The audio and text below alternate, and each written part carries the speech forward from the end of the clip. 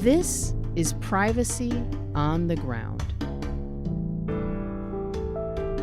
where privacy meets real life.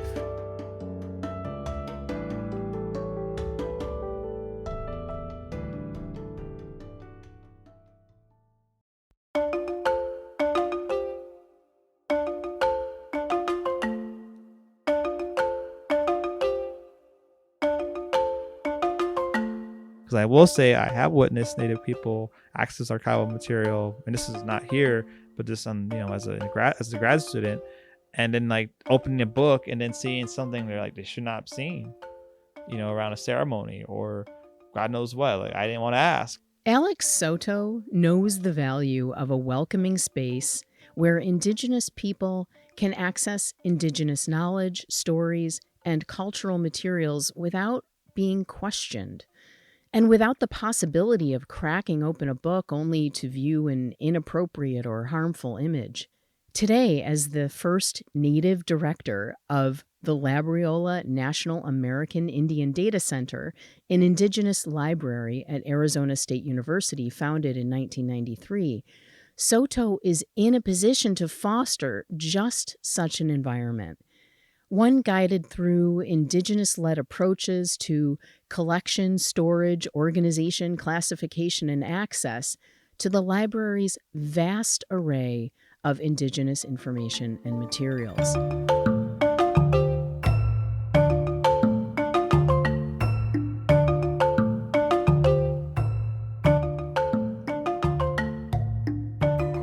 I'm Kate Kay, World Privacy Forum's Deputy Director.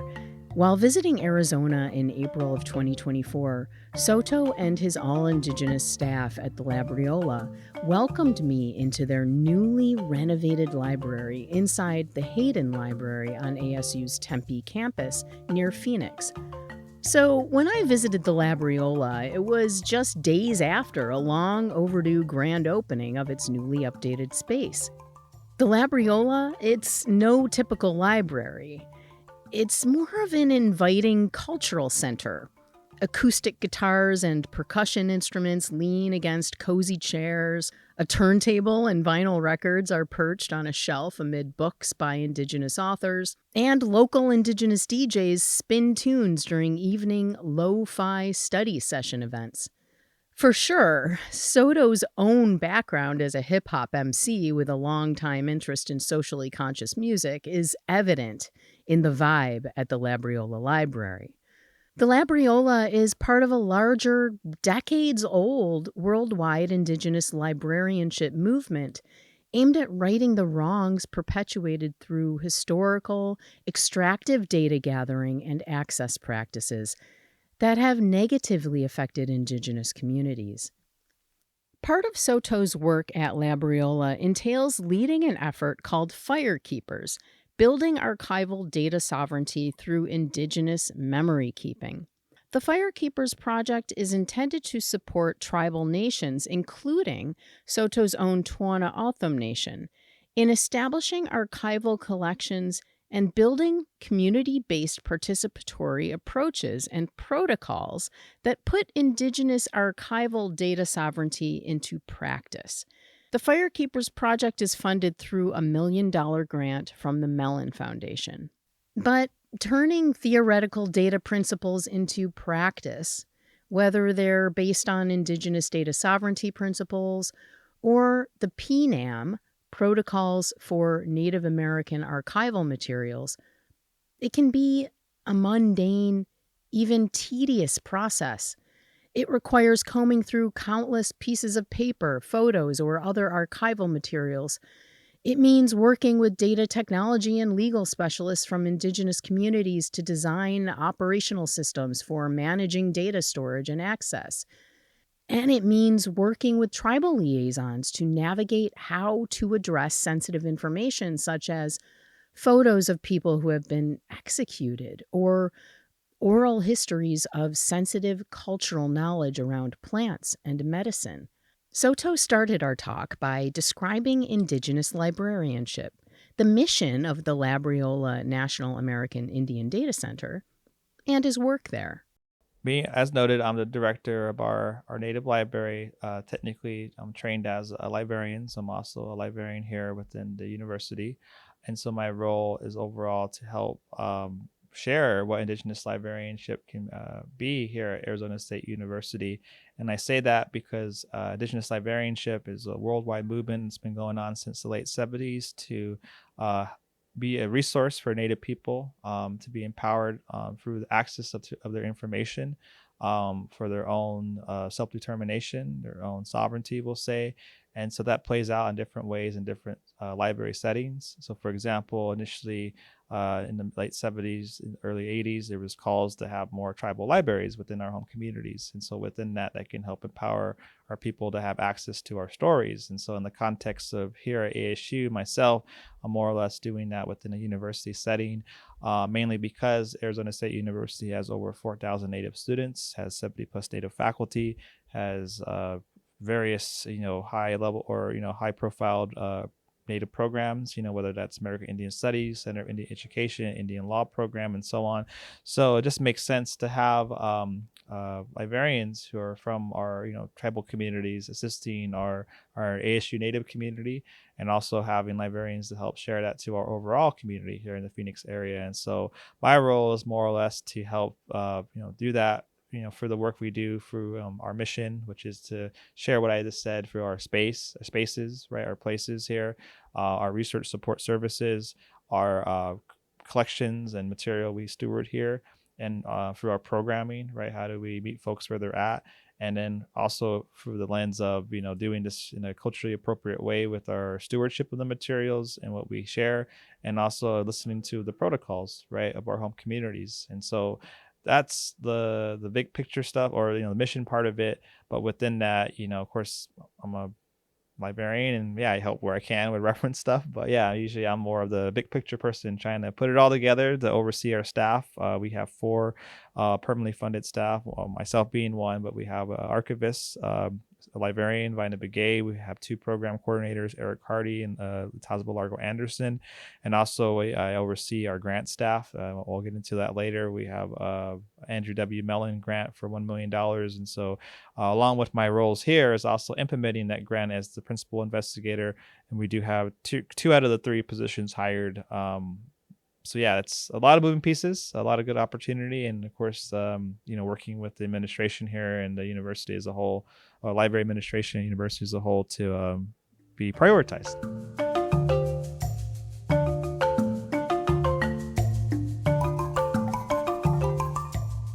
For myself, I guess I've always been sharing information in terms of being someone that can be a liaison or a mediator information that stems from, one, my background on Thonottam, and from the Thonottam Nation, which is the second largest federally recognized tribe in the United States. And so, as an Indigenous person who has my roots in the community, and also here in the urban Phoenix community, it's just always important to help one another, just work through how it is to be Native in this time that we live, the times that we live in. And so one way that helped me just make sense of it all, was for my how I embraced subcultures in my life, one of which is hip hop culture. And so from my teens to even till now, because I'm still doing this, I do music. So I've rapped for over 20 years of my life, 25 years of my life. And through that, it was always a matter of just sharing information.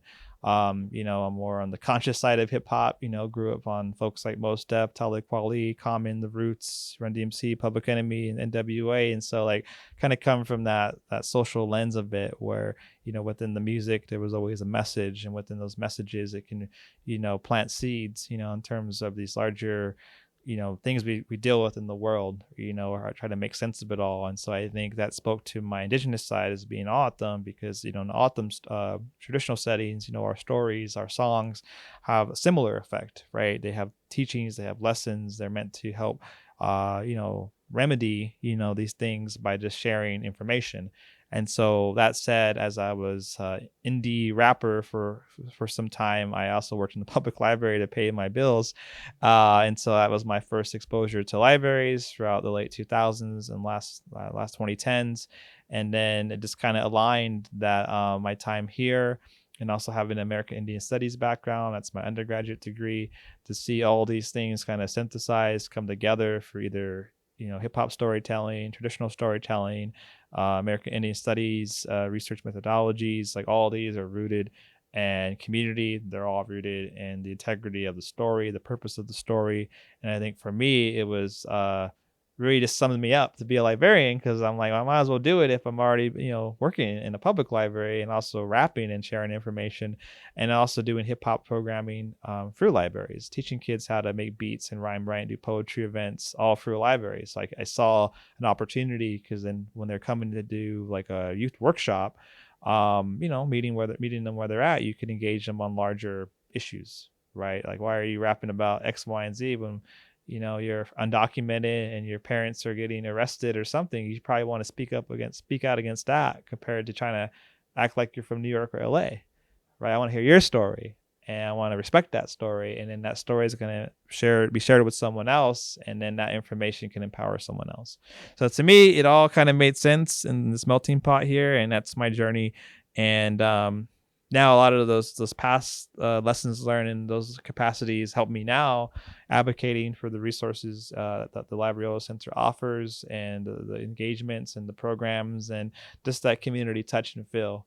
Like when we had our grand opening last week, this place looked like a club, because we had people waiting out the door with DJ spinning in here with the indie rock band at the end of the night. And so it was really cool to see. And now they saw, our space, and hopefully they come back, and bare minimum, they know it's a resource.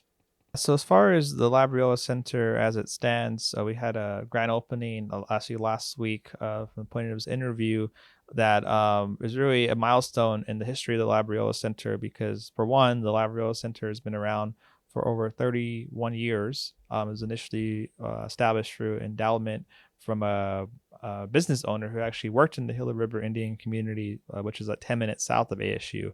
And so with his time working in the community, he was very supportive of Native people and wanted to give back.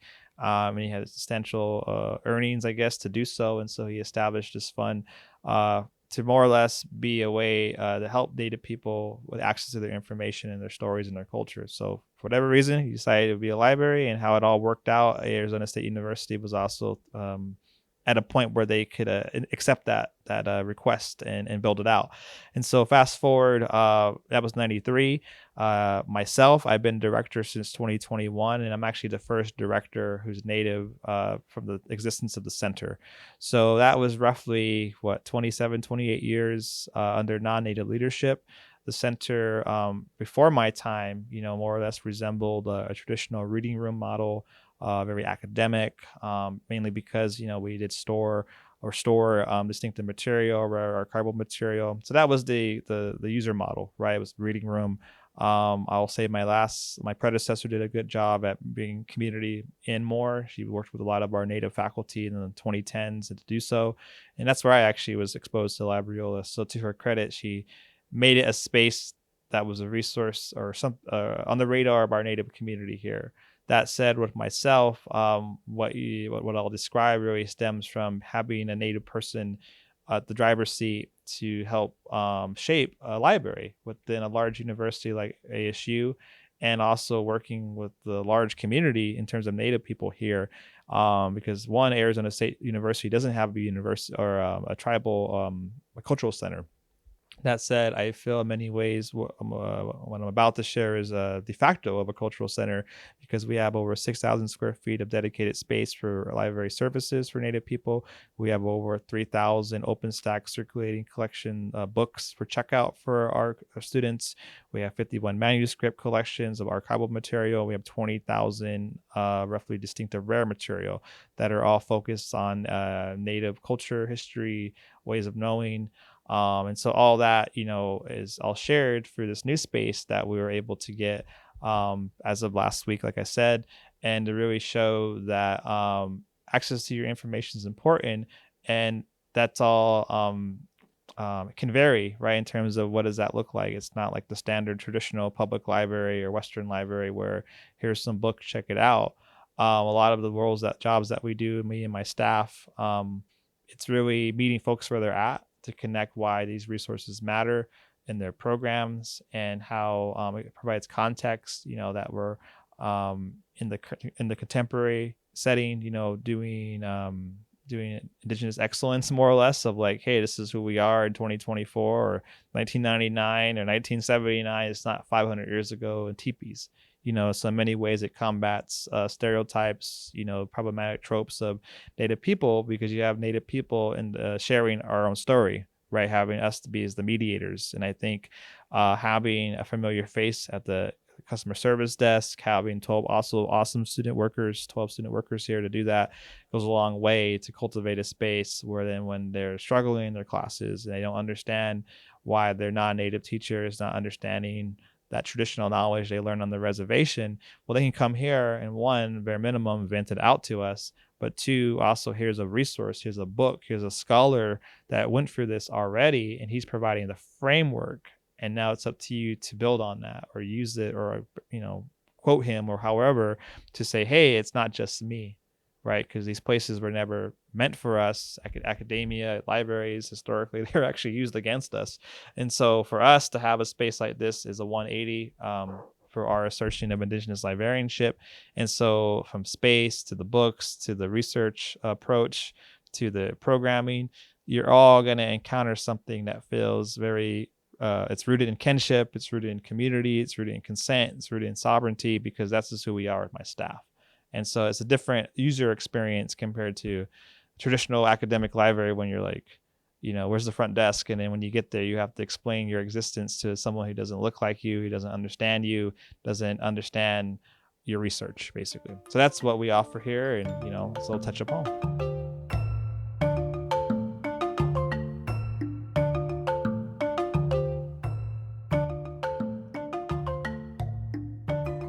And so as far as what we're doing, since we have now people power to do this, and we have support at this time from the library and the university, with the level of, I guess what we're doing is that now we can get into the weeds a bit, right? Now we can get into larger, I won't say aspirational, because it's achievable, it's not abstract, to really curate our information, steward our information from a culturally appropriate lens.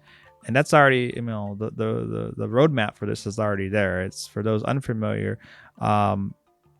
Issues with libraries tend to hit when the idea of a library is that it's open, right? In terms of open access is the common phrase, but in general, a library is viewed in many ways to be a space where whatever is there is meant to be there, and it's meant for anybody to consume and digest, and so on.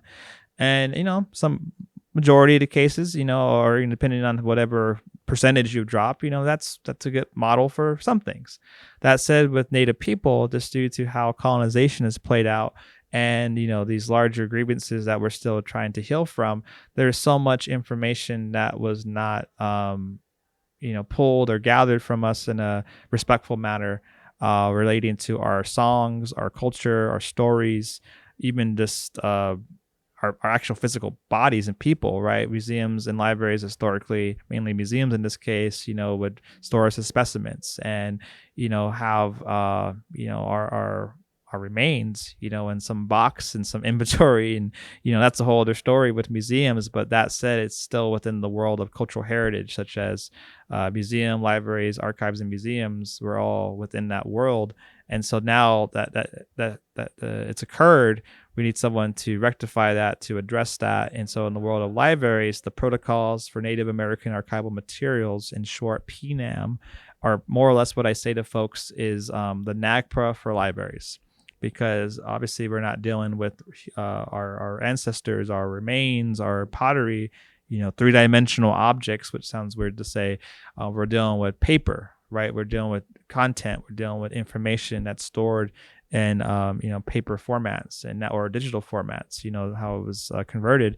And so within that, the PNAM is a framework that really just spells it out in terms of like how to review our material, for one, and to see what should be here and what's appropriate, what's not. And then based on that, be able to work with tribal communities to then identify what should be repatriated, what should be or maybe restricted on an access level. And that requires, in terms of on the ground, our team on the archival side, librarian side, to be able to just go through all this physically, right? So like when we talk about 51 manuscripts collections, for those unfamiliar with what that would look like, just imagine a standard collection on some researcher or some prominent name in the community, and that could be anywhere from 50 to 100 boxes of those gray boxes, and then within that there's so many folders. And so just imagine the linear feet there to go through that. And obviously you do have finding aids and some things to help you kind of narrow some stuff down, but maybe even the finding aid might not be historically correct. And so until you actually review every single sheet of paper or every single photo, then you'll only know, hey, like this is catching my spidey senses here, this shouldn't be here, like kind of knowing like pictures of folks being executed and hung, right? Or really questionable photos in the missionary context from 100 years ago, or oral histories that are talking about cultural knowledge around plants and medicine. On one hand, I'm glad it's recorded because maybe some of those ways are lost, but it's not meant to be opened either. And so I guess back to PNAM, it's just a large conversation or a large process to go through the material, identify what's what, and then work with our tribal liaison in the case of our frame or our model at ASU, because we have a tribal liaison to be able to then work with tribal communities directly and say, hey, so-and-so, we have XYZ material. What would you like us to do with it moving forward? Which one, that in itself is the reverse of the old model of libraries and museums, because no one wants to give anything back. And then two, to know that you have an ally or support in a institution like this to say, hey, like we want to get this right, and I'm Native myself, right, and you're Native, and so like let's talk about this, and what's how are we going to fix this, right, in the spirit of reciprocity and respect, to be able to address things that were before my time, but now that we're here, we're going to make sure we're being good relatives to make sure this should or should not be here. Right. And so that's a lot of bandwidth. That's a lot of capacity. And especially at a place as big as Arizona State University, which is a research one, facility, right? It's just all these larger academic things to navigate. It's a lot. And so, yeah, that's where the work plays out in the collections, because then from that standpoint, to go back to the user model of now the space, just imagine if you could go to a library where all the collections that are there have been reviewed, and what's curated is not going to cause physical, mental, spiritual harm, knowing that the things that might be a question or problematic, they're marked with labels that say, hey, this is only for the winter, right? Or only for certain genders, or, like whatever those protocols would be.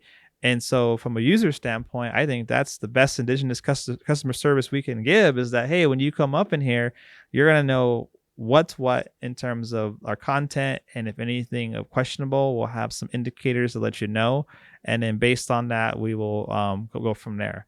And so that just makes our space more culturally safe, because I will say I have witnessed Native people access archival material, and this is not here, but just on as a grad student, and then like opening a book and then seeing something they're like they should not have seen, around a ceremony, or God knows what, like I didn't want to ask, and that can really bare minimum be traumatic in terms of the English language, but like there's other spiritual implications, whatever it was, right? Is so those things, it all relates back to space. It all relates to the beginning of what I shared, but just to have a customer service model that way, that just respects our protocols, that respects our ways of knowing, that would be a first, because no university in the US has actually implemented it.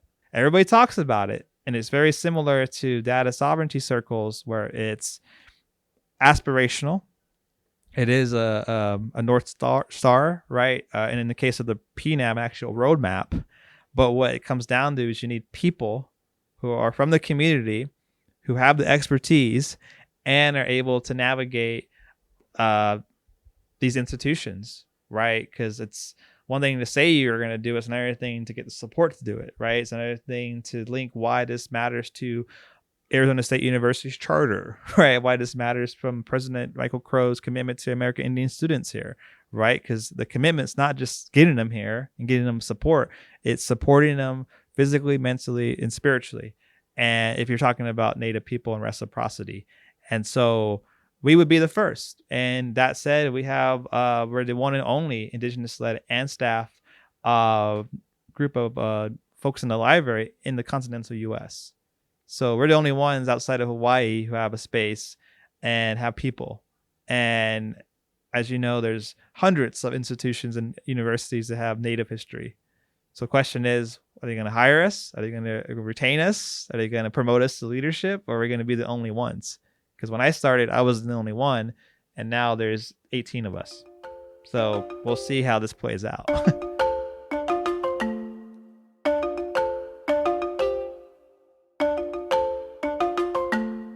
I asked Soto whether he sees connections between Indigenous Data Sovereignty principles, the PNAM, Protocols for Native American Archival Materials, and the day-to-day work at the Labriola Library.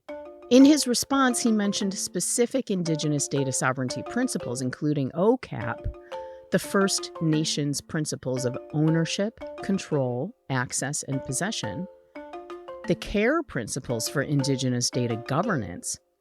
Those are collective benefit, authority to control, responsibility, and ethics, and the related FAIR guiding principles for scientific data management and stewardship. Those are findable, accessible, interoperable, and reusable.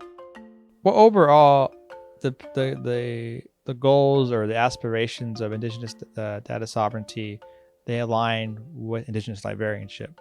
And I feel that because as Indigenous librarians and archivists, through the lens of Indigenous librarianship, the purpose is to, be able to promote culturally appropriate access to our information.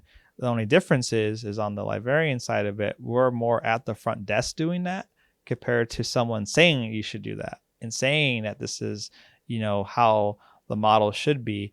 And I say that not to knock or be critical of my Indigenous researcher friends or scholars or policymakers or tech folks and so on, but ultimately someone on the ground has to physically do the CARE principles, CARE and FAIR principles, OCAP, all the acronyms I can't all remember right now in the moment, because like I was mentioning earlier with PNAM, you have to go for those collections, and then you have to then work with the community to identify what's what.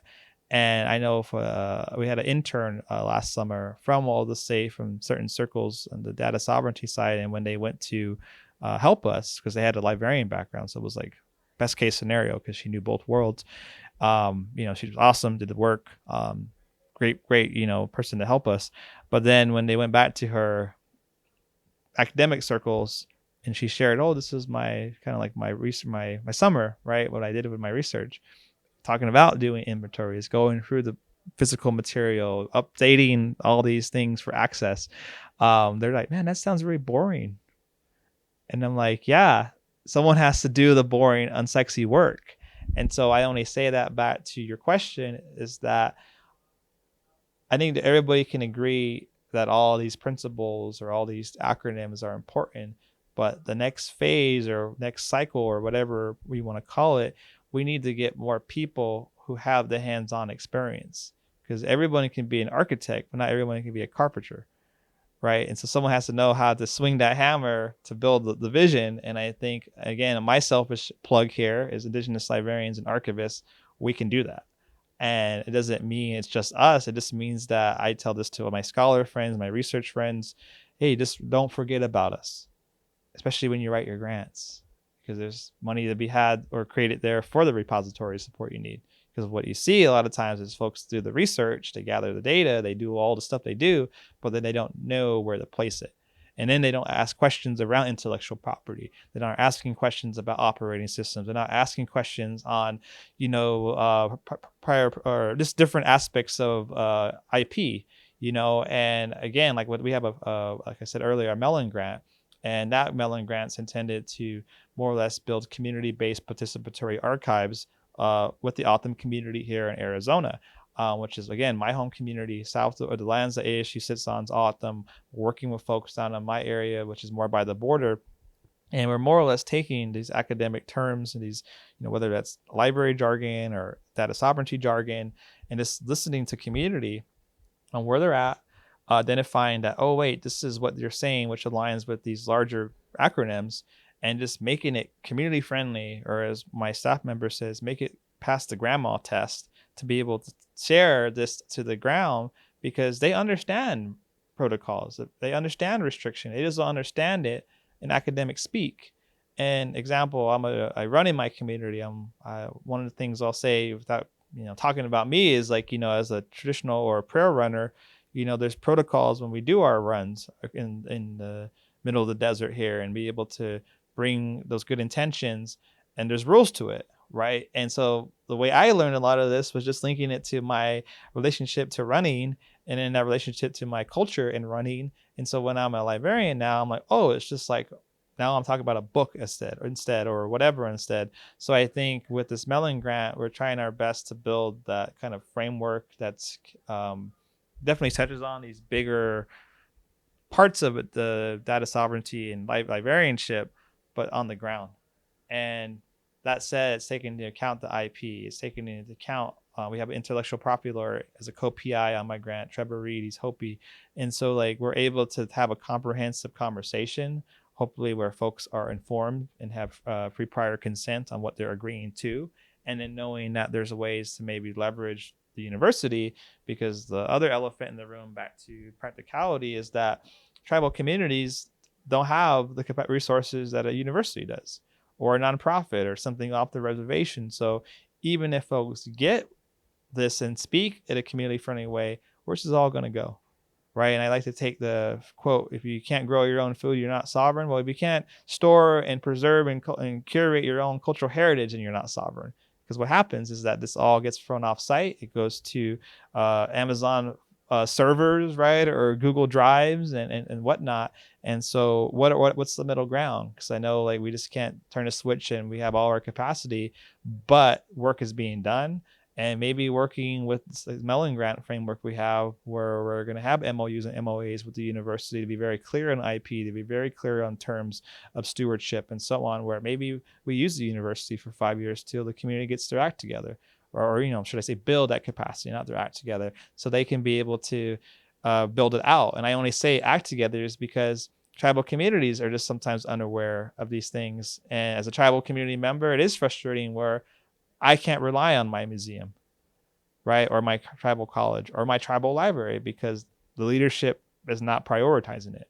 Like, why am I even working at this place, right? I should be in my home community. But again, maybe that's what I have to do here, is to say, hey, this is what I've been able to do, and I would love to be more asset directly, but I'm going to need that support in the vision, and so on and so on. And so a lot of this all relates to this basically realities on the ground. Like, here's my frustration, right? Here I am wanting to work in my own community, as I just have a omission right now saying that.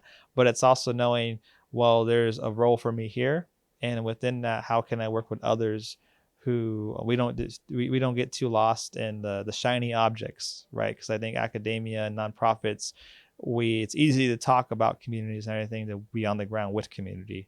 And so hopefully who I am, and coming from my grassroots background, can center that. But it is a lot, because like I said, we're the only ones in the continental US doing this as librarians. And so how does that relate to our colleagues in research?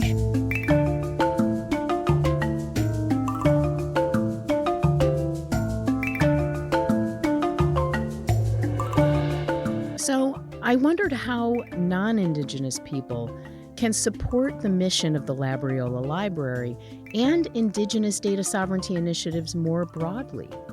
Well, I think, just to be blunt about it, if you want all these things, or you want to be inclusive, then your wallet needs to follow that and speak to that. Because another issue I see come up a lot in these circles is that we'll talk about these lofty, grand projects to implement PNAM or implement data sovereignty.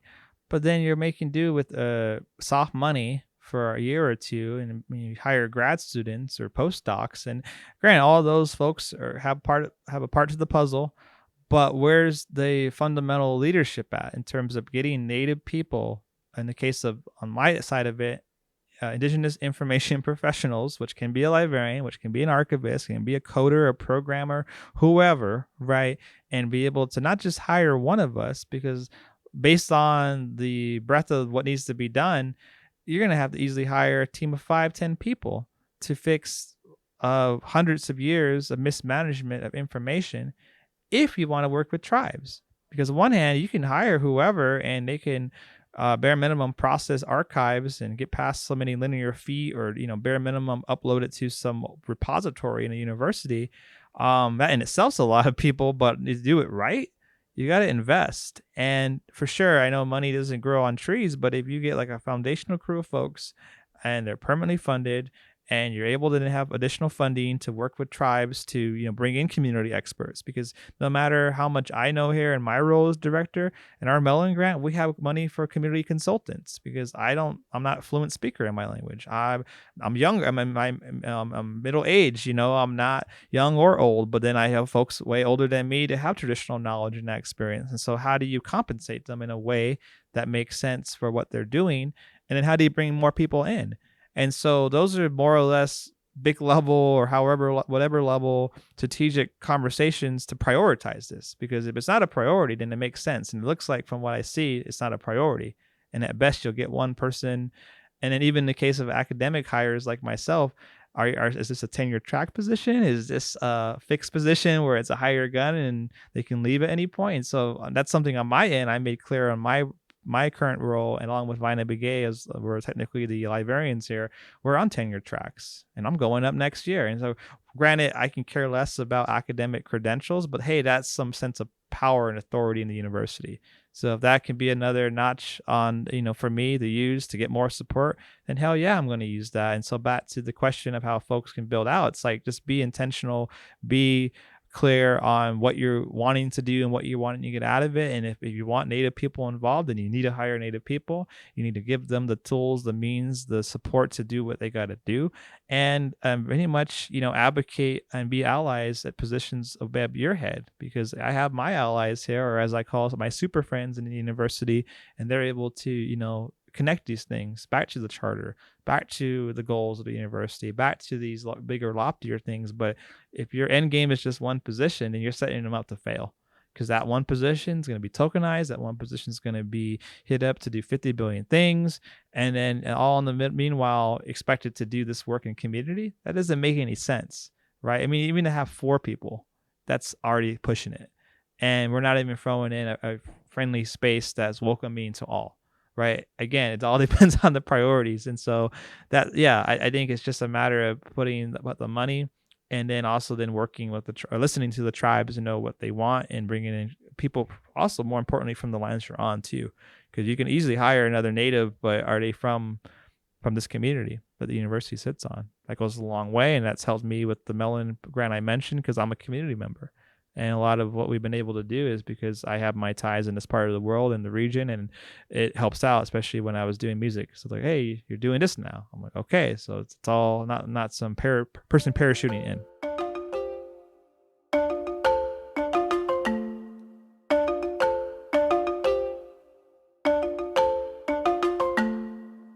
I'd like to thank Alex Soto for sharing his time, his personal story, and his insights into Indigenous librarianship as a form of practical Indigenous data sovereignty. My name is Kate Kay. Thanks so much for listening. If you'd like to learn more about World Privacy Forum and our work in data privacy in relation to healthcare, biometrics and identity, AI, and more, please visit worldprivacyforum.org. You can erase that. Here we go. I'll spit an old one. Rapper on sabbatical, radical MC. I keep it tactical like Hannibal. I was the greatest who I be. Fanatical and practical like Kochi. Anti-capital smash capital Phoenix to DC. Yo, taking it international. Race against the machine by keeping the spit flammable like Molotovs. I heat. Light it up like kerosene. Yo, it's how we intervene. Tend to crash the scene when beating my team intervene. Sound bombing, bringing the ruckus. Yo, my inner compass has no reluctance for injustice. Hence why I bust this. Dope rhyme with substance. Spiritual oneness while saying fuck Columbus. All in one breath over the earth's circumference, bringing some abruptness, Zapatista toughness, MC roughness. I erupt quick, I tend this rap shit, yo, brick by brick.